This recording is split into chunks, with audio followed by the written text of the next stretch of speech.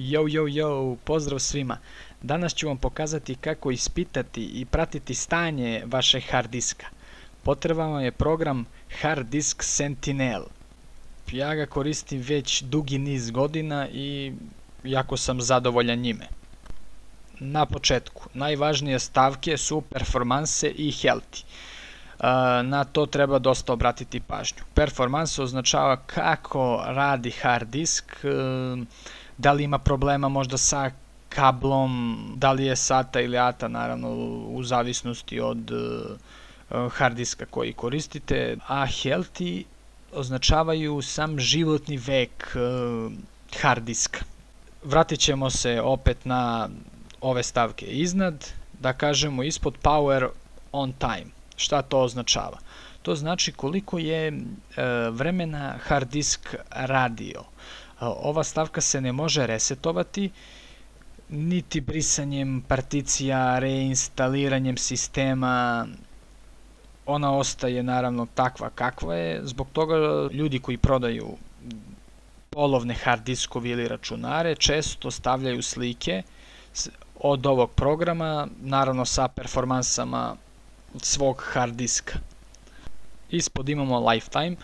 To program sam određuje koliko bi trebalo vremena da radi vaš hard disk.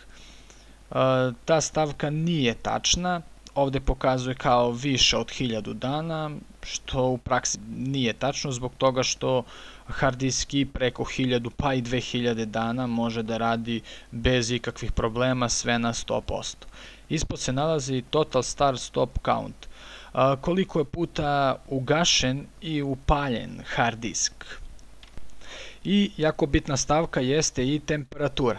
Naravno, ovde se nalazi trenutna temperatura 35 stepeni, average ili ti prosečna današnja temperatura 34,88 i maksimalna temperatura danas. Maksimalna temperatura naravno zavisi od toga koliko je opterećen hard disk. Ukoliko sad krenemo da kopiramo neke fajlove sa hard diska ili na njega, onda će naravno temperatura malo da bude veća.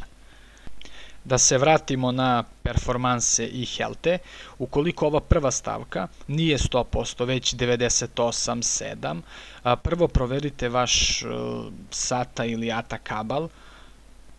Što se tiče stavke healthy, oni označavaju ukoliko imate bad sektora na disku. Ukoliko je ova stavka ispod 100%, to znači da sigurno na disku imate neke bad sektore. To su mesta na kojima ne mogu da se skladište podaci. Ukoliko su već skladišteni, a tu se nalaze i bad sektori, te podatke ne možete kopirati i koristiti.